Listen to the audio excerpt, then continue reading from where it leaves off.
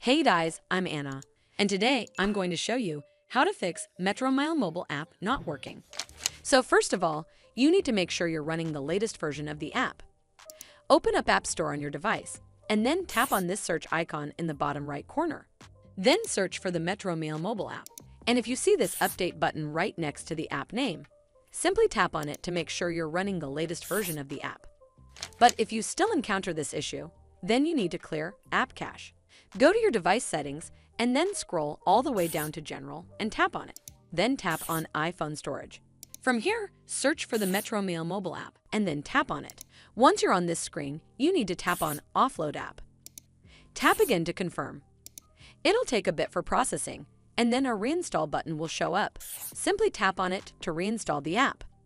This should fix the issue, but if it doesn't, then you need to completely reinstall the app. Follow the on-screen instructions to navigate all the way to the app page. Once you're on this screen, tap on Delete App to uninstall the app from your device. Once uninstalled, you need to open up App Store and then search for the Metromile mobile app right over here in the search bar, and then click on this Get button to install it back on your device.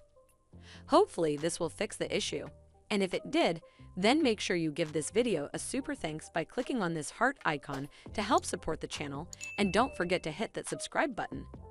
We'll see you in the next one.